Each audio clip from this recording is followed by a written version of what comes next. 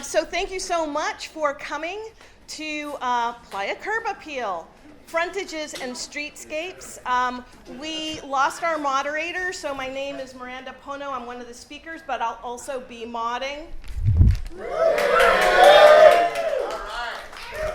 And we have a lively bunch for you today. So our first introduction is Robert Severance. He's an award-winning set designer, writer, editor, composer, musician, record producer, actor, director, and patron of the arts, former drama critic, and the thrill editor emeritus at Phoenix New Times. All right, excellent. And he and his team bring the Elvis Wedding Chapel to, so if you've ever seen that, and that's Robert. All right, and the other speaker we have for you in the house tonight is the famous Tiki Tom from Shipwreck Tiki Lounge. I don't have any of his friends, so, other than our camp's 13 years, and they keep giving us like this incredible placement because, we look good. Oh, sorry, I got to speak into that, don't I? Yeah, or speak loud. I don't have any cred in the real world, which has nothing to do with Burning Man. But at Burning Man, we get good placement. And the way to get good placement is to look good both day and night, which, we're going to have a slideshow. I guess you've got other people's camps that look good, or... Oh, yeah, there's a few others that look good. Maybe not as good, but... Also, okay. Which I'll explain when we go through. But I'd also like to leave people with easy tips that they can do, to make their frontage look better. That would be my goal. Excellent. Good. So we also are going to put together a handout that we will email to you later. So if we're mentioning anything in particular, we'll put that in that handout, or you can take notes, whatever you feel most comfortable with. All right, let's get a sense of who's in the room. Oh, well, thank you. I totally forgot myself. Hi. I'm Miranda, otherwise known as Pono. I've been burning for 17 years, actually 18 years, and 17 of those years I've worked for the man. I've also volunteered, and this year, for the first time, I'm taking a break from volunteering, and I'm just going as a participant to reacquaint myself with magic and the feeling that got me in this mess in the first place. So my camp is Creation Nation. We are a ex-staff camp turned theme camp. All of us have a problem. It's called volunteering. And we decided we would try the theme camp side of it. So we're a very small camp. We specialize in crafting and making things and skill shares. And that's what we do. And we're in the 3 o'clock sector. All right, excellent. So without further ado, I want to know a little bit about who's in the room. Who here would like to know more about lighting? Okay, great. Exterior lighting, okay, great. So we'll go through all different kinds of lighting. Who here is a semi-new camp, 1 to 3 years? Okay, 3 to 5 years. Okay, 5+ years. Wow, okay. So we've got a little 5+, that's a plus. Tom's like 40. Excellent. Okay, awesome. All right, so we've got people of all levels. We'll be talking to all levels, and what we're going to try to focus on are things that are affordable. We could show you a ton of pictures of really great setups that are $30,000, but that's not the conversation that we're having today. Also, with Streetscapes, there's ways of building, ways of creating color, flare, flash, movement, all that stuff. We'll be covering that. So without further ado, I got to figure out how to advance these slides. All right, so this is basically the description of the Playa Appeal. And here are your tour guides. And okay, so we're going to also cover inviting camp layouts and tips and tricks from a set designer who's sitting right over there. And then we'll take questions at the end. So let's get lit. All right, so the first thing that a lot of people kind of forget about is reflective lighting. Reflective lighting can be super effective to highlight your poles, your structure, to turn one shape into another. It borrows light from its surrounding surfaces, and it doesn't cost anything. There's no batteries, no generator to run reflective lighting. Reflective tape is awesome. In the Playa, we have found that tape sticks on things like metal really well, but if metal is out in the sun, it tends to not stick very well. So we put some drops of super glue behind that before we stuck it on, and now we can't get it off. So, yes. On your car? It's being shown on cars, but you can use it for any design element in your camp. If you want to pinstripe your bar, it's a way of adding a decorative element that will light up. It catches the light. It's pretty good. Glow in the dark. Glow in the dark is another thing that people may not use. Some camps are not dark enough for glow in the dark, but let's say you go to bed at night. What if you use some glow in the dark paint? Ooh, that'd be kind of cool. And then the whole thing just sort of glows until sunrise. And then, yeah, like I said, glow in the dark paint is out there. You can experiment with that. And there are these pebbles that they put in driveways. Imagine if you did your bar top with that, poured some resin over it. Wow, mind blown. This isn't Blacklight, right? This is glow in the dark. Reflective, okay. But now we'll get into Blacklight. And Blacklight is basically, there's a big home to Blacklight in Black Rock City. There are lots of camps that utilize this quite effectively. There are even some people that say we've made our own black lights by using filters. And so that'll be in the handout if you want to try that. Say something about Blacklight Please. if you'd like. Actually, so our camp uses Blacklight extensively, which you'll see photos of it at some point. It's on a stick. But Blacklight technology has like leapt light years in just the last couple of years. I used to use the big fluorescent tubes, and they're always getting broken. You know, it's just like pain. But they've come out with an LED blacklight now, and they're only about $17. So, and they're pretty darn good. They're not as pure as like a fluorescent light, but the fact that they're not going to break and they're cheap, you know, it's really. And I actually brought one here if anybody wants to see it. Should I plug it in now and show them, or do you want me to do that? why not? All right, will you talk for a second, and I'll turn it on. All right, excellent. Bet you didn't think you were going to get actual lighting, huh? Woo! We're not messing around, people. All right. All right, and do you know that they make ropes now in Blacklight? Ropes, yeah? It's kind of like the paracord style and variety, and you're thinking, okay, big deal, ropes. But look, if you were to do ropes in kind of 3D things where you're putting a nail each 2 inches, and then you're taking, strings and drawing them tautly, look at the 3D shapes that you can create. Super cool. And the great thing about them, they're lightweight. You can panelize them, meaning they can slot together already strung up, and they let wind through. Not only do they let wind through, they actually sing sometimes if your string is tight enough.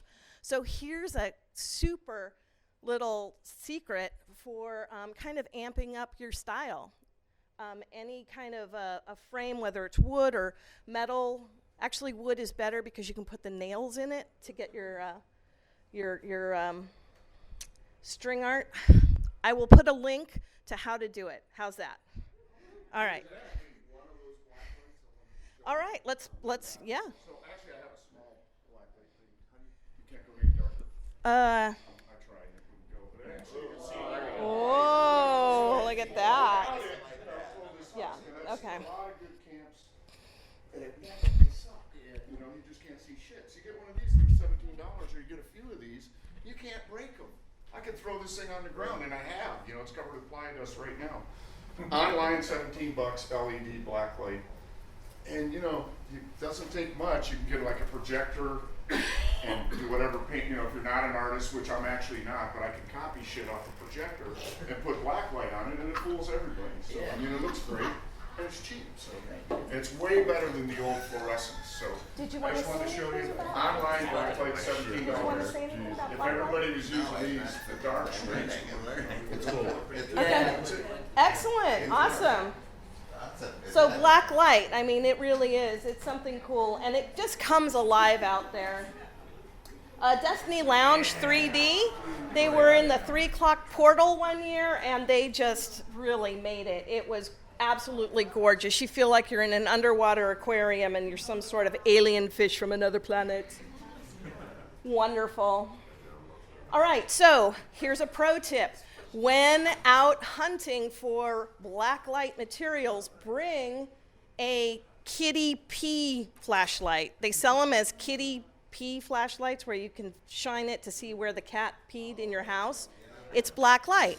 So you can basically take that into the store with you and check to make sure that that is indeed blacklight reflective.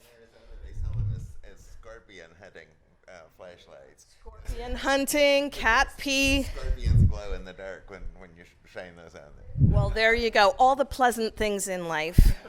That's actually true. There are fake black lights out there. I've actually bought something that said blacklight, and I can't recall, but someplace cheap. And I plug it in. It's a bulb. It's a fluorescent bulb. I haven't seen an LED, and there's no blacklight ability whatsoever. So there's scams out there. Imagine that. So. Wow. All right, so now we're going to talk about solar. We have so much sun power out there, and solar lights have just jumped also in technology out there. Robert, do you want to talk about anything? Yeah, solar is much underrated. People always laugh when you say, "Oh, solar lighting, it's solar lighting," but it's free. It costs nothing once you buy the lights themselves, and you can see the path lights make these beautiful patterns. People do stumble and trip over them in the daytime, so sometimes it's a good idea to remove them in the daytime because they get kicked around, especially in a high traffic area like, let's say the path leading up into your wedding chapel, for example. So, so it's best to keep that in mind. But look at the beautiful patterns they make. But we use them to light our billboard. I don't know if you have pictures of that, but do you have those? Yeah, We'll wait till those come up. But Okay. solar lighting is much underrated and much underused, and it's highly recommended because when it's charged up in the blazing light of the Black Rock Desert, it lasts all night long, and you'll see that in a minute, I guess. So they're also making color changing ones. Okay, let's talk about that humble dollar path light. I have seen fantastic things done with it. I mean, here somebody's turning them into table lamps by just turning over a terracotta pot. Here they've put it into a log, but the most clever way that I've ever seen these humble things used as, and there's the different kinds of solar, by the way. Oh, looks like I lost a slide. We might come across it later. It's basically putting it in a PVC pipe. So you throw a rebar into the ground, you put about a 4-foot strand of PVC pipe with a couple of reflective tapes on it, and you put your humble path light on that, and now it's lighting a much larger area. They don't get underfoot. They're great for lining the front of your camp with, and they're really effective. Like tiki torch level. It's like a solar tiki torch. Yes. There you go. All right. So I guess we're going to talk now about LEDs. You want to talk about LEDs, Tom? I got the LED light here. Okay. Which, where's he going with that? So, I'm sorry. I thought you were putting the LED light together. So now I have an LED light that's also $17, and it's like full spectrum colors, and you can do a lot with the technology that's out now, and it's really cheap. And I mean, we used to bust our asses, with Bell lights and all the incandescent light shows, which look great and everything, but they just don't last out on the Playa, and they certainly don't last when you're stuffing it into a van or truck, taking it home, and then get a bunch of shit crammed on top of it for for a year, and then you get out and surprise, it's all broken by the next year. But the new LED lights, are really trick, and I've brought a small one that's $17, and you go ahead and take over, and I'll plug that in, and when I'm All ready, right. I'll show it to you. Excellent.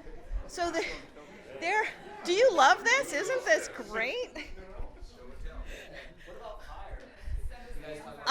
Well, fire is its own thing. We're not going to cover that because that's a whole different thing. We're sort of just sticking in the man-made light area. It's kind of funny because like when I started going to Burning Man, like LEDs were like the thing that all the plug-and-play camps had, and all the rich people had. Like it's such a funny thing. Well, it's come down in price. Not anymore. There's like so little fire elements to I it. can like, cover that. So let me just show you this light real quick. You'll have to hold back. So these are $17 a piece online, and you can not only control the brightness, and it's blinding me, but you can control the color with these little. I know it's pretty slick, you know. And you can get any color you want, or you can get mixtures of colors. And for 17 bucks, I mean, this thing's built like a tank. So if you want to do quick, cheap lighting, this is the way to go. Can A you few go of through these. a cycle? Can you set it to cycle? Yeah, Yeah, you I'm can. probably not the Yeah, you computer can. genius you are, but Yeah, you can totally. Can you really? Yeah. So it'll like Yeah, rotate totally. with this control. Yep. So there's something I don't know. But these are great, and you can buy bigger ones too. But these are a lot of lumens, and it's not going to take a lot out of your generator because LEDs are quite efficient. So most of the stuff, this kind of stuff, you're not going to do this all night with solar. Is that the same housing as the Sorry? Blacklight that you have? Is that Yeah. the same housing? What's Same the? thing. Yeah. All right, guys. Just different voltage. So with LED lighting, Yeah, so. That's nice. with LED lighting requiring less juice to run them, you can run them in succession now, just hook and daisy chain them. So if you need things around your shade structure or anything, now they have chasing lights, they've got blinking lights, they've got soft changing color lights. So it really is like the thing to try to aspire to get to, if you can. Just because of the efficiency of them, the brightness, the colors that you'll be offered, and all the different ways that you can use them. Here I'm showing some examples of LED lights and lighting from within. So now we're getting into a little bit of lighting techniques. Having the bare bulb is just fine, but there's different ways you can create drama in your camp. How many people have feather flags? Okay, well, we'll talk about feather flags. They're kind of the Balinese style flags. If you uplight those at night, such as Comfort and Joy does, it is so effective. And then you can also, if you have structures that you can light from within, it just gives them a life of their own. Robert, you wanted to talk about low voltage. Yeah, the low voltage garden lighting. We started using that. We might have some examples of our camp. This isn't our camp right here, but we have. Well, that is actually. Yeah, this is your slide, hon. That is our camp. Yeah, there's some pictures of our camp. Yeah, why That's- don't you stand that's and solar talk to them? perfect. Talk to them. And this is here's solar. Oh, okay. Here's Well, it's not amplified, that's for right. the screen. Here is solar lights. We have there's 4, these are flagpole lights that you clip on a flagpole to light a flag. There's 4 of them, 1, 2, 3, 4. This is our camp billboard right here for this year. And here's that billboard at night lit up, and it lit up bright all night long with 4 flagpole lights. That was it. No lines, no electricity, nothing led to it. Just So 100% solar. 4 clip-on flagpole lights, 100% solar, and this is a pipe structure made out of black pipe that you would pipe water through. And that's all it is. Those are the little T's and elbows that you get at the garden, the plumbing supply place. And 1, 2, 3, 4 with the solar collectors and the lights right there focused onto the billboard. In fact, they weren't even focused yet when this picture was taken. They was better focused. They were kind of all scattershot right here. And then back here is garden lights pointing up the side of the chapel of the tower and the front of the Bridezilla Lounge right here. Those are low voltage garden lights that you buy, like 7-watt voltage. Is this Seven- solar? These back here So you say garden lights. no, these are these are from the generator back here, and they're all on the generator. There's 1, 2, 3, 4, 5, 6. I think we had all running off of one generator, an RV generator. They're down the other side of the chapel too. We had 7 of them running on one generator that lit up the whole chapel. So those are the garden lights, all strung together, the low voltage ones. So that's low voltage lighting. This is solar lighting. Similarly, this is me putting up the solar lights on the previous year's billboard. There. All right. Okay, and with the LED lights, you can do all kinds of wonderful things. This is Skinny Kitty Tea House. And they have this thing that it's just this beautiful kind of scoopy looking structure, but at night, the way the lights reflect off of it and forward into the front area, so they're reflecting down into this area where everybody's dancing, is fantastic. So uplighting is very, very effective.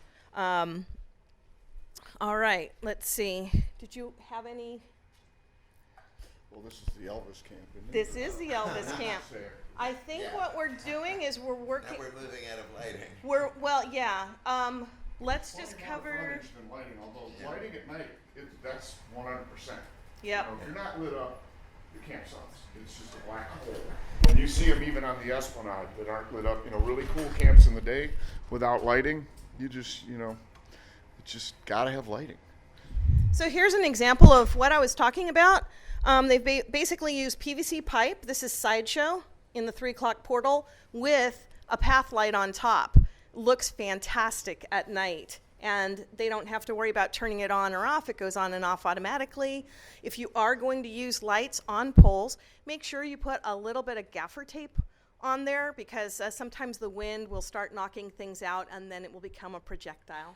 But that's a great example, and you can make that pole any length and just get a really effective lighting on the cheap. Are these just posters? They're the furries, yeah, that's a good camp. Okay. They look good.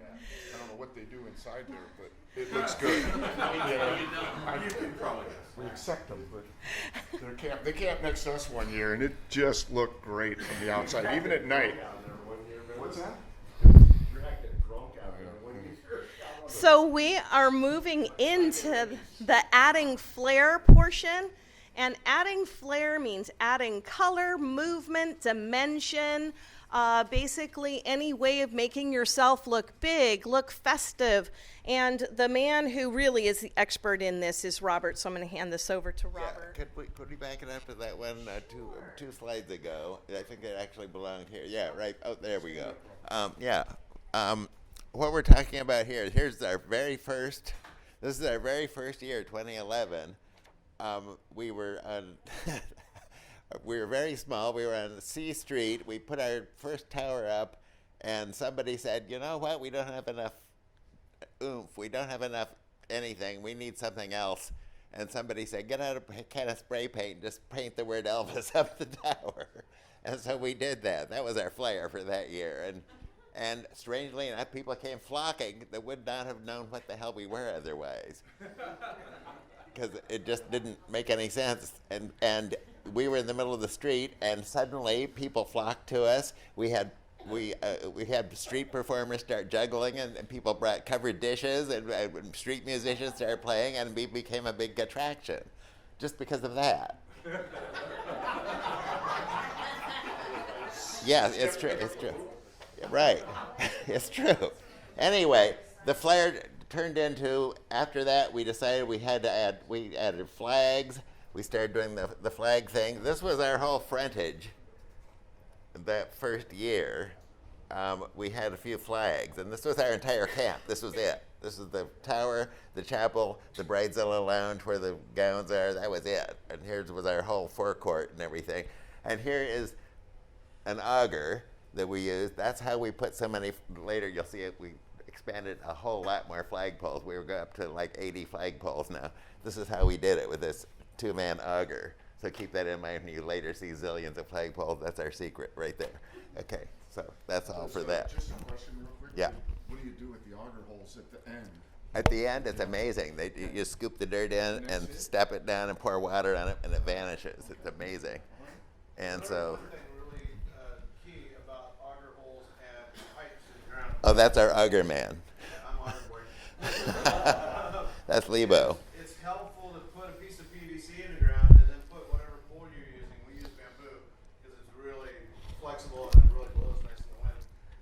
But put the bamboo down in PVC because if you put the bamboo in the ground by itself, the mud, the rain, everything just cements that thing right in. So it's a pain in the butt to get out. So PVC actually So it's comes like a out. sleeve. yeah, put you it in create like a sleeve, and then in the top of the sleeve, put holes through it, so then you can put a nail, one of those big long nails in it, and pull the thing out. So you have a way to get it out. Nice. Man, Yeah. that is a pro tip right there. Good tip. Little Yeah. things like that save hours. Right. Now, this is our camp. It is spectacular, though. You'll notice this is absolutely wonderful. Dante's. What they've done here, they have. This is a majestic piece of set design here. They have gone vertical.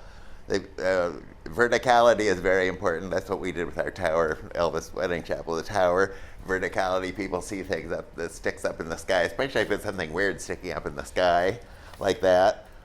Weird words, furries, Dante's, things like that. Force perspective. Yeah, a forced perspective will add dimension. This is a lot of this is flat, but it's painted to look like it's not flat. That's a flat surface, but it looks like it's two things coming together here.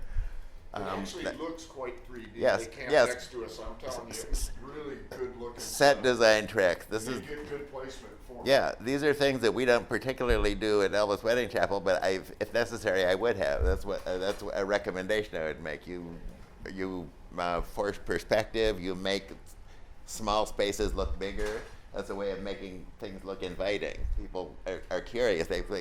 They see something that makes them want to come in. I used to do department store windows too. And the secret of a good department store window is not to sell the dress in the window. That's not at all the reason. The reason is to make you want to go in the store. Same thing here. Whatever you have in the front is to make people come into your camp. So The question is, what happens in that store? put something in front of, put something out front that makes people want to come in. And then once they come in, make it worth their while. Don't make them go, oh, what? Gauntlet's been thrown, So, man. yes. So let's see what else you have in store for us. All right, so some of the other ways you can add flair is make sure you design for the wind. I think I'll just show some pictures of this. So this is Sunrise Diner. They're in the 3 o'clock plaza, and these were just some kids who decided they were going to serve breakfast sandwiches one year. And so they opened. They were getting ready to open, and they're like unfolding their camp stove and everything. And they're looking out in the plaza, and they're like, wow, what's going on out there? Look at that line. What's going on? You know, and then they're like brewing their coffee and stuff like that. And they're like, what? Hey, what's going on? We're all waiting in line for a breakfast sandwich. There were like 500 people waiting in line. And it was their first year. They were unfolding their camp stove, and they were just like, oh my God. But you know what? I cruised by about 2 o'clock, and they had the biggest smiles on their face. And they're like, okay, so for tomorrow, I Amazon primed like this thing and this burner and this, and like they were so excited. So they have taken their tiny little camp from tiny into this beautifully orchestrated thing. And I've been watching them with their flair. So they started off pink and blue, and they just carried that theme on and on. So now they have this beautiful sign that lights up now. And every year it's just a little bit more. And as you can see, they're using just a standard flat 10 by 10 sunshade. But what they've done on the front here is they've added this awning element. And the way they did it is very clever. The corner piece, instead of just having 3 legs, one to the back, one to the side, one to the bottom, it has one that goes up. And they have a pipe extension in there. That's what holds this up. Now all of a sudden you have this area to put a banner or some flair or some flash. But just a little tip. for when you're doing your shade structures if you use this system. Another thing that I loved about it was the fact that they painted the chairs. And so they let the things, the form and function of the camp also serve as decor. Very smart. Adding Flair just reminds me of the movie Office Space, you know, when you record it. Sideshow is just the most excellent example of adding flair that you could ever possibly have. Their Sideshow posters are all hand painted. They create this just amazing display, which makes you want to go inside, right? You want to see what's going on. Flair can be added in different ways too. You can take lighting and you can take those PVC pipes and make curves. And now, could you imagine having those curves come, off of your shade structure or something? So now you're breaking up that linear plane with curves and light and everything. And during the day, if you wanted to add flare for nothing at all, you could just glue long strips of like colorful rags so that there's something that catches the light and the breeze, and it's basically, free flare. LED strings that are inside this tubing, do you know? I don't know. This is Sonic Runway. Right. I'm familiar with it. I just didn't know Super what great they use. piece. All right. Here's some ways that Elvis has added flair. Oh, yes, over the years. All right. Yes. All right. We each year we interpret the theme in different ways, and let's see, where are we? Here's 2014. The theme was caravansary, and so each year we interpret the Burning Man theme. For caravansary, we have a mythic surrounding gardens. There are actually no gardens. Once you come looking for the gardens, you won't find any. It's the dirt that surrounds the chapel, but our name is Elvis Wedding Chapel and blank gardens. This year it was, for caravansary, it was Elvis Wedding Chapel and Mirage Gardens. Well, they actually were a mirage because there was nothing there. But you can see we were sandwiched tightly between two other camps that year. We had no frontage. We had 50 feet of frontage. We were jammed in tight. But here was our little art car bus stop, which served the general public. They could sit there on our little bench. Here was our no bicycle parking. There was our Bridezilla Lounge and our very tall, very extra tall steeple that year, and our beautiful draped. You can't quite see it in this picture, but the side of the tower was painted with this camel sort of logo. Well, we repurposed it a year later and used it as street decor by putting it between bamboo poles because it was no longer needed, because the next year it was obsolete because we had updated for the next year's theme for the tower. So there it is. I think this was last year. There it was as street decor. And here was Cargo Cult, where it was Elvis Wedding Chapel and Salvage Gardens. So Elvis was a giant moai. He was a sphinx this year. He was a moai here, an Easter Island head, and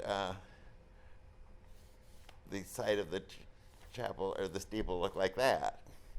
And here was the. I love the flags you have for And flair. and here was the original art car bus stop. It was just sort of a collapsing canopy structure in the beginning of it. And then here was last year's version of it. The art car bus stop's around the corner, and now we have two of them. Here's the public bench that's now underneath the sign. So we've expanded, so we now have two public seating areas, one our real frontage and one in our sidage, which is the 150-foot second frontage down Gort Street. So we have flair all over the place. And there's more. Okay. Well, I mean, just the crown there Yeah. on top of that is Yeah, just, we have that the is crown. ultimate. This was our second year. We added the crown there. Here's our Bridezilla Lounge logo here. We have a special poster designed every year, but this one continues because we always have a Bridezilla Lounge, so it's non-year specific. But you get the idea. Anyway. All right. By the way, bamboo So- poles, cheap, easy. Flags, very, very cheap, very easy. Lots of flair. everybody should do something like that. And the other thing, vinyl posters, they're pretty cheap, and we repurpose them every year. Just keep moving them down and putting up a new one. Move it down, put up a new one. Keep using the old ones as decorations. How are you printing or painting the vinyl posters? Yeah, we have them done professionally, and they're not that expensive. We print like 1 or 2 for the sides of the chapel and for the billboard. And then the next year, they just become street decor. How And much then does it cost to it get costs one? like $250 Okay, per poster, how big? per poster, and they're 5 feet by 7 feet. And the sides of the tower are like another $200. So just in the interest of time, and because Tiki Tom has a presentation we need to get to, we're just going to go quickly through incorporating the theme. Consider incorporating the theme if you can in some small way. Pick an area of your camp that's very visual and just park it there. If you can't go all the way, your whole streetscape be themed, it's okay. Just do something, maybe the bar is themed, or just a gathering area, or put some elements in there if you like. It's just a suggestion. I know that the wedding chapel has themed things out. That's what I was talking about there. Yeah, so different versions of Elvis. Yeah, the different versions of Elvis. For the cargo cult, Elvis as a Easter Island head. For the Caravansary, he was the Sphinx. For the Carnival of Mirrors, we had the Gardens of Reflection. He was down here. He was all the different Elvises. He's Yes, those are pictures of the different Elvises. For the Da Vinci, there was a whole lot of Elvises. It was Elvis and Priscilla's Last Supper. It was we've had lots of different versions of Elvis. We change them every year to go with the theme, and it's still Elvis Wedding Chapel, but that's what we do, and it works. So you don't have to change your camp, but you can make a nod to the theme of Burning Man and have a lot of fun with it, and make your camp look a little different every year, and just have a blast doing it, and make your camp look really pretty and have a good time, and end up with extra decorations to use the next year. Oh no, this is you. Oh, that's me. I'm a set designer. Oh, all right. Stand up. Okay. The nice thing about it is, all of the stuff I'm talking about, when you take it down, it rolls up really small. All of those vinyl posters, you can roll them all up. Believe it or not, as far as 2016, Da Vinci's Workshop, we were able to roll everything up, collapse it down, and fit it into a 32-foot RV. Everything, including all of the wedding clothes, and transport it without another vehicle. Literally everything, including all of the structures, all of the tents, all of everything. In one RV, yes. Now, don't tell the people we rented the RV from, because it was grotesquely overloaded, and it was. If you've seen the Lucille Ball movie, The Long Long Trailer, it was a lot like that. I'm surprised we didn't explode our tires. But after that, we said never again, and we rented a U-Haul to take most of the stuff to follow us. So we don't do that anymore. I said, we're not doing that anymore.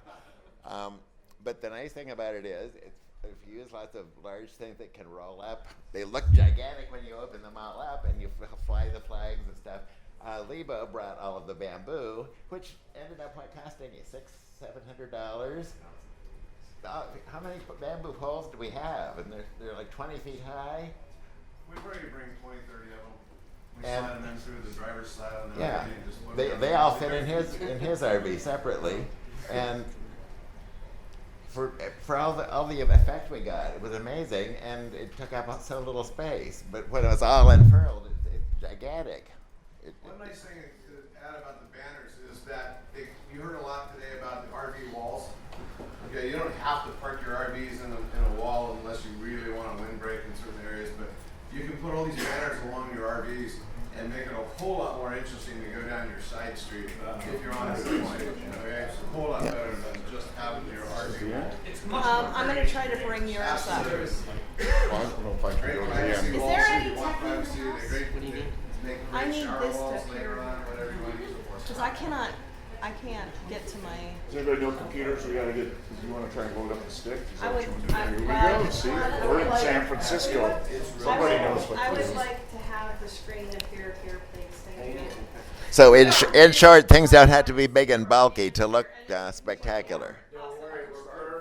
Yeah, please go ahead and So, start. So one of the. oh, good. You don't have to give me a No, grand no, introduction. no. Before we get into Tom's presentation, one of the things that I wanted to mention is things like bamboo. We got ours off of Craigslist, and we also put out a wish list to our neighborhood lists. And there's a bunch of artist exchange things online that are local to your community. And you can also do the sharing. There's like sharing groups and stuff like that. So if you need stuff, put a call out. It's amazing how many people will give you things if you say it's associated with an art piece or it's going to Burning Man. Oh, right on. Cool. I have no idea what's going on there. What are you? Is that yours? Which, not mine, what's I the don't name know. of it? What's the name of it? What's the name of it? What's it labeled as? What's your? It's your stick. Why don't you tell us? So anyway, I'm gonna go on while they mess with that. So speaking of bamboo I find is expensive. I don't know what these guys are talking about. If you know somebody that's growing bamboo, it takes over a backyard. You can sometimes find free bamboo on Craigslist because it just takes over backyards. And you want me out here? Why? All right. So yeah, free. It's like, what? So yeah, you can find free bamboo if you're kind of look at the free list on Craigslist a lot. But I find it to be quite expensive. So just a couple of things I wanted to say about doing frontage, and maybe they'll get my pictures up of our camp, which is pretty cool. First of all, why do you want to bother to do all this work to make your frontage look so great? And the answer is, where do you want to camp? I don't want to be at Rosie looking at some dude with a hairy butt in the shower. I want to see the man from my camp, you know? I'm on the portal. We're on the 730 portal for 7 years straight because we kick ass. It doesn't mean you'll get the portal, but you could get up there where it's, it's a little bit better neighborhood. And the only way to pull that off is to make your camp look good day and night, because there are people out there checking. Your placers go around and they evaluate the camps. And you get, you also get placement based on interactivity, but you also get placement based on what your frontage looks like. And I want to mention, just because you're talking about placement, that the criteria for placement is changing. So this is not necessarily the case anymore. And I was on the placement team for a few years. Basically, the whole reason why we're talking now is because you want information, and everybody wants to level up their interactivity and stuff like that. So I just wanted to make that caveat that it's your placer can tell you what the deal is, yeah, and the placement team. I just don't want to speak for the placement team. All right, cool. I'll speak for placement because I've had a lot of experiences with putting applications in for camps, and I've consistently got good. So I guess they're going to pull some pictures up, but I'll keep talking. So, believe it or not, this came off of what the heck was it? It was a high-res cam that somebody mounted on the top of, what was that camp? Who's the camp that has the slack line on 730? By the 730. They had a high-res. Sextant, that was it. They had a high-res cam that did the panorama of the entire city, and I clipped that off of this. So, and you can see, so what I try to do is I try to do every square inch of our frontage, and we got 100 feet of frontage within the theme. So we have two art cars. That's the Tiki Tom Safari Tours. That's our little art car, the Tiki Tiki. And our lounge is built inside a semi-trailer, but you can't tell it's a semi-trailer because it's completely decorated. That's our black lights that we're using. There's also black light. You can't really see it very well on this, on top of the art car. And that's, if you could see this in high res, it's awesome. You could literally, you could zoom in and see the cords that we're using. It's pretty incredible. If you can click to the next picture, I'll just wing it. I don't know what's going to come up. So yeah, here's a picture of the lounge itself. And So the entranceway is here. This is actually a 43-foot semi-trailer that our bar is inside. And the bar is just kicks ass, of course, but we're talking about what you see from the outside. And, I gotta say something about this sign. That sign hung on a bar in San Francisco for 50 years called Coffee and Confusion, and Janis Joplin started her career there. And we have the sign. It's been to Burning Man 4 times, and it's above the lounge. It's pretty damn cool. This is, go ahead. This is actually the front entranceway to get in the lounge, and it's all blacklight. So at night, I'm not an artist. I can't paint this shit. I just stole it off the internet. Cut off a projector. Yeah, I got a projector. That's exactly right, And I just either I painted or I had somebody paint it. And I think this is Shag. I think it's Shag who's like, probably going to get sued, but it's been on there for 6-7 years, so he hasn't got around to it. But at night it looks, might now. He's probably out in the audience. But when this is lit up at night, which I think I have pictures, it looks pretty cool. And that's just black light. And in the day, it looks good too. So, the door here, by the way, Berkeley, what's that? Used place store in Berkeley. Huh? Urban Ore. Yeah, I got some theater prop that I got at Urban Ore for $30. It's just a weird Hobbit door. And this is probably out of a lot of people's league to do this kind of shit, but I just wanted to show you. So yeah, there's some of the black light at night, and that's the entranceway at night, complete. Showing it's not a very. Keep going. And there's the side of the bar at night, showing you the 3 main. That's 4x8, and these are 2 4x8s together. This picture dates back to when we were still using fluorescent, and I showed you guys the new stuff that we're using, which is the LED blacklight. And fuck, it's so good. This Janis Joplin sign didn't come out very good in this picture. So I just wanted to show you an interior picture because the bar is it's rocking. Yeah, it's like more authentic than any tiki bar even in the world. So we're at the 730 portal if you want to check us out. Usually, if she doesn't tell placement what I said, and I'll still be there. So keep going. I wanted to show frontage. So at night we line the art cars because this thing's only like 53 feet long with the porch that we build, and that's a transportable porch. So we park both of the art cars when we're not using them in the row, so you're not seeing our RVs, cars, dudes taking a shower or whatever. All you're seeing is everything within the theme. This is the kind of stuff it takes to be on the portal or on the Esplanade, although we don't really like the Esplanade. It's just too busy. So, and that's another angle of the frontage at night. And I think that's another interior pick. Oh, that's a new 40-person art car, which we also line in our frontage, and it's like 25 feet long from end to end. It fits 40 people. Once again, using the black light with, just nuts. This is taken off the internet. I can't paint this good, And that's the small art car, waiting in line at the DMV. And I don't know why we put those in there because it's just. We should be, that's all, okay. So I just want to say a couple more things. Do we have time, or you want to go back to yours? We're going to actually open it for questions. Okay, we could do that. Let me just finish real quick. So, like he said, ease of setup is important. If you start getting really complicated, you're not going to do it, or you're not going to keep it up, or stuff's going to get destroyed. Wanted to show one more thing when you said that you can't do flame, and I'll let you take it to questions, but I want to show you, they have LED fake flame pots now. And I brought one, and they're super cheap. They're like $20 a piece, and I brought one here, and while she's talking, I'll set that up to show you. And we use them actually extensively in the lounge. Tell them that DMV actually thought we had real flames. Yeah, they came running out to try and say, why don't you have a permit? Well, you got to go through a ton of hoops to do actual flame, and the way around that is with these LED flame lights, and from a distance, you can't tell that it's not actual fire. So there you go. All right, Okay. cool, thank you. All right, guys. So you got 3 really good people in the room. Questions? Yes. Radar. I did my first art car. These are like $20 a piece. So, it looks like shit from up close, but from a distance you can't tell. You put them up on top of something. These are online. It's called a Google fake fire pot, and you'll see a bunch. They're from China. This one's got. All right. Radar.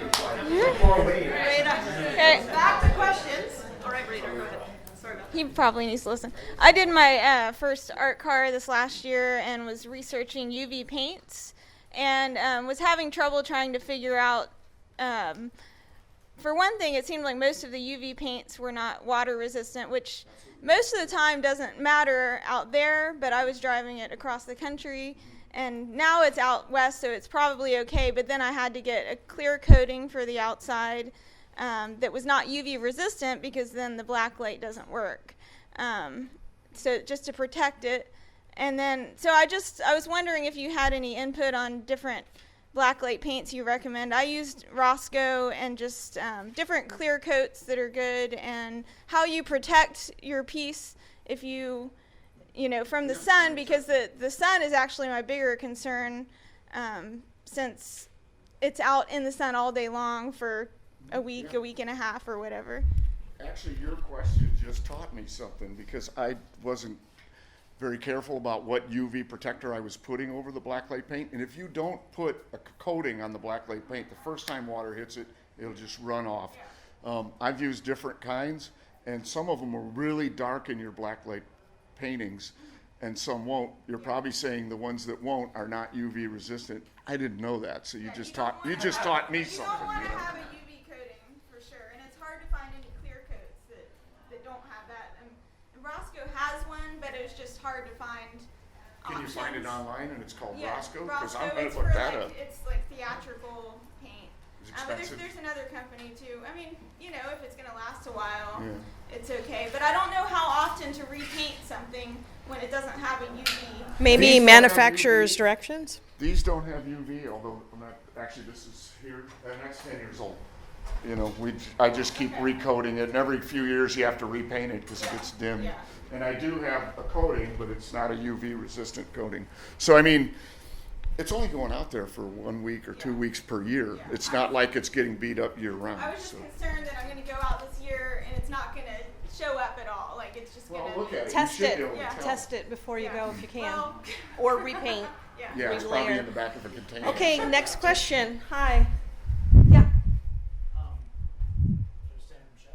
Yeah. So when you guys were pointing out about, I think it was the Sunrise Diner was really cool, like the way they did their structure. Do you guys have any other tips for like how to select structures for things like big public tents and that sort of thing? Like how you guys would think about that, and maybe even like particular things you know have worked or vendors. We're in the middle of trying to redo I'm with Mistopia, our big public misting tent. What kind of tent do you use right now? We had it was like a 30-foot tent that last year. It's not military. It's been really good in terms of like standing up to the wind. We've used it for coming up on 10 years now. Last year, it cut itself a giant skylight through the middle of it. So it's time to put that one away, and we're thinking of doing something different in general. And so, like, how would you guys select? And, you know, are there specific vendors you know of, or how would you think about that? I don't think we can recommend vendors just because of. But do you have input? We have an African stretch tent. I don't know what the budget is. They're about $10,000. You know, but you see it like at Africa Burn. There's probably like 600 of them used. In the last few years of the Burning Man, the ones that's got like 6 or 7 poles sticking up, you can configure up to different ways. You know, you're seeing them all over the Playa, and the fucking wickedest windstorms, man. They just nothing even moves. Not even the poles don't move in the ground. Nothing moves. Like, so they're like a really good one. You know, for myself, I just know like the more skin tight the fabric is, the less it can blow like that, the less it's gonna just go rattle. Buffeting will kill your structures faster than anything. So a lot of people who are on a budget will use the flea market style joint and pole structures with much success. I've been using one for 15 years now. The same damn thing goes to the Playa each year. And you really wanna get the feet for it. You wanna anchor the feet, and then you wanna guy line it down. And 2 guy lines on every corner will keep it from warping in the wind. And also try to be cognizant of not making it too high or the pitch too deep. So my question is, for anybody. We have the KD canopy tents, which is a really popular tent. I don't know if anybody else has one here. And if you do, how do you decorate it?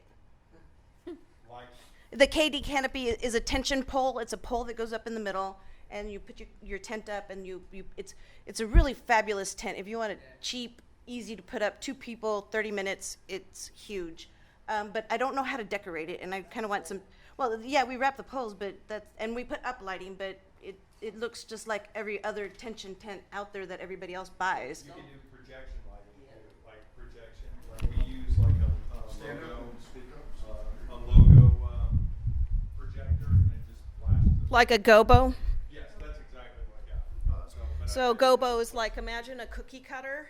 They make designs in a little disc of metal, and then you shoot a spotlight through it, and then you project it.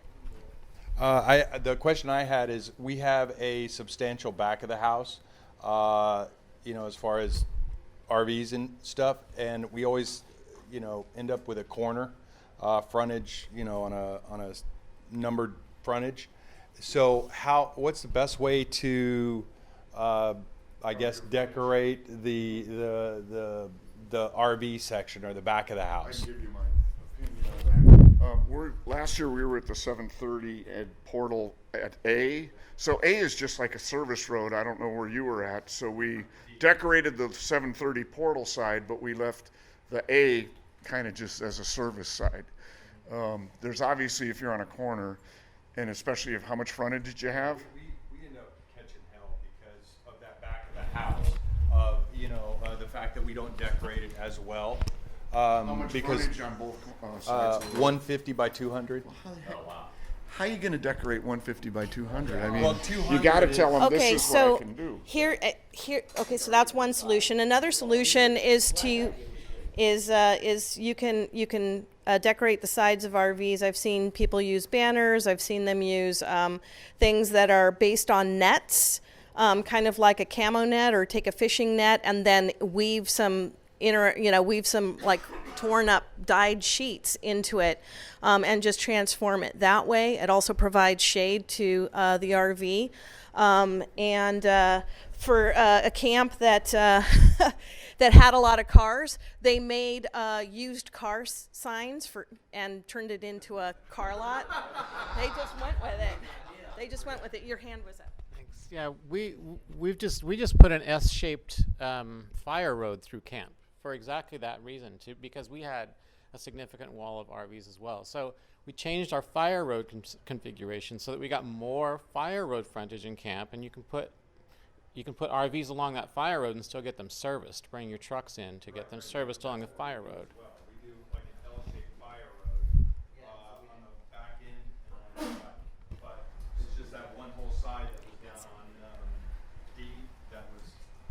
That's tough. That's a lot of frontage. It is a lot of frontage. If you're being expected to do both those angles. We have about the same amount of space, and we did the same thing, but more of like a diagonal fire road going the other way. So if you're doing like corner entrances, in the middle you can cut it almost like an X fire road in, and then that sort of gives you these little zones where the RVs can still get serviced and be able to move from. And it changed things for us this year. It was a lot better. It was way easier to service the RVs for one thing, but All right, excellent. She was next, and then you. So what Snowflake Village did to deal with that situation of that 200-foot run of nothing where people were parked was we used LED Christmas lights, and then we used the PVC poles with solar lights on them, and we asked people to bring decorations to string on the poles, and it ended up being pretty cool actually, and it was all lit up, so it looked really nice. Especially using the solar lights with the PVC poles and the rebar. It's really easy, it's really inexpensive, lights up the street, and makes a nice walk. We actually broke up our frontage, so we had most of our frontage in the front and then put a dome and bike parking in the back so that we were utilizing both sides of the street so that it didn't seem like you were in the alley on, the back end of our camp. And it brought people through our camp a little bit more. Bike parking for your piece out front, or bike parking for your camp? Both. So when we put the dome in the back, we wanted space for people to be able to park their bikes. So we moved some of our bike racks from the front, where our like major bike parking was, to signify that like this is a space where you can stop and come in and hang out. And we had our fire lane go all the way through, so you could get to the front of camp as well. So that was a way to break up the back. In the Scythian hat back there. Phrygian. Oh, Phrygian, sorry. So we have a crazy amount of space. We have like a 200-foot side and a 175-foot side. And our camp is like over 300 people, but we break it up into smaller groups internally and assign different frontages that are not being used for the main access for the main event. There are other activities going on, like mate, or there's like a camp that comes in where you can come in and talk to someone about how you're feeling.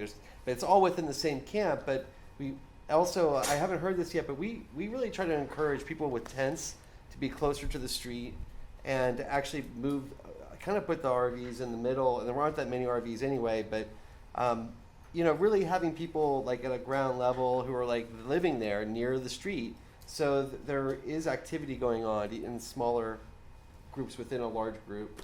That's all. And Okay. oh yeah, one last thing. I heard this whole discussion about Blacklight. I really appreciate that. And I built a Blacklight bar once where we had uranium glass that was on top that all the cups would glow Blacklight. And we discovered that almost all the glass made in the United States has UV protection, so you actually don't get the blacklight effect. So you have to be very careful to get clear glass with no UV protection. And the last thing I want to say is my biggest pet peeve about LED lights, and I remember Burning Man 2006, way more fire than there is now, is that the glare in your eyes, especially blue light and in black light, is really actually very bad for you, very bad for your eyes. You end up seeing trails out for a long time afterwards, not the good kind. And so there's a new technology, it's been out for about a year or so, where it's like a silicone diffuser over the rope light. So if you're going to get like the LED rope lights, look for something called LED neon, and you won't actually see the LED light. You just see a glowing bar. It's very evenly spaced. It's kind of like L-wire, which is not bright enough for a front of house, if you ask me.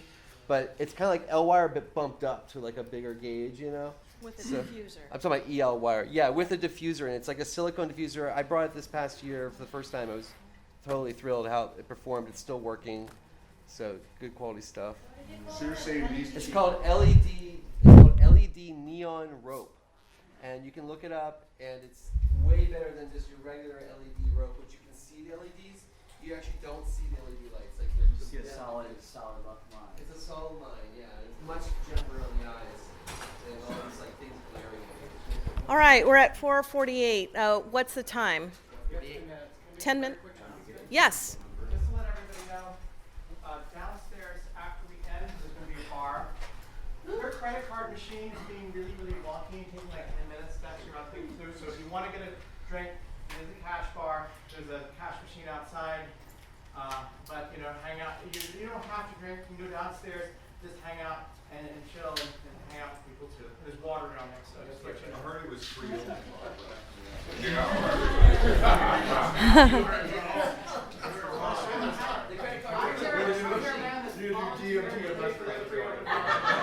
Fantastic. We can't afford a screen. Robert, Tom, do you want to say anything in closing? Do you want to say anything in closing?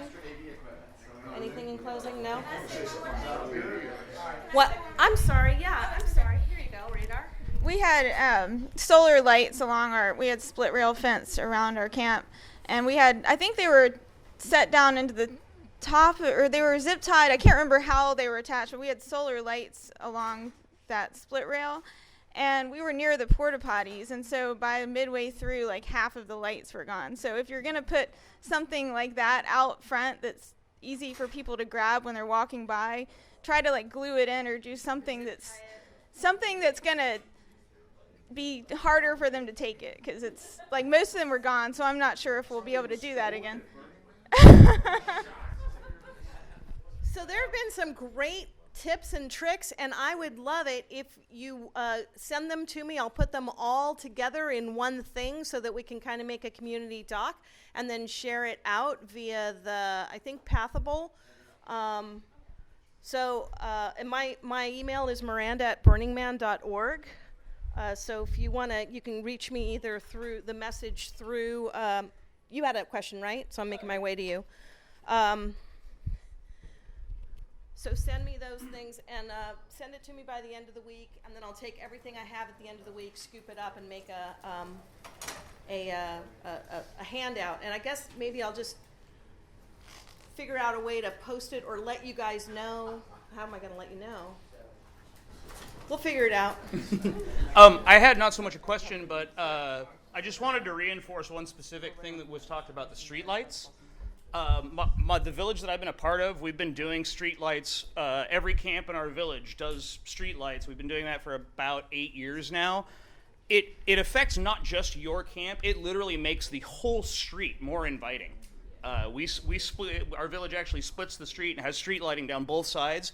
And it is a world of difference when you walk down that block versus a dimly lit block. It changes the entire mood of everyone around you, not even your camp, but your neighbors will appreciate it as well.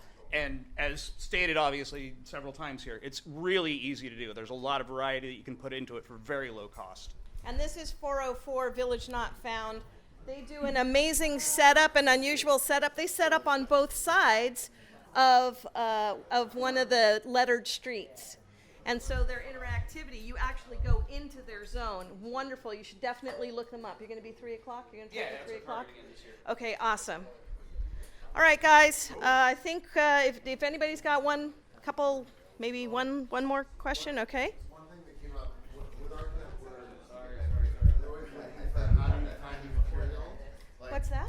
So with our camp, we're always sort of wondering a month before, like, how the fuck do we find all the right material to bring with us? And so, often if you're going to Home Depot or Amazon to shop for things, there's pretty limited things. But one of the things that came up in the last session we're in, which is actually really good, is Alibaba, which is like the Chinese manufacturing website. So they have a lot of like suppliers there, and if you go a couple months in advance, you can find really interesting stuff that might be used more in an industrial setting, that you could get bigger, better, bolder kind of materials. Oh yeah, so apparently the secret for that is that you ask them for samples.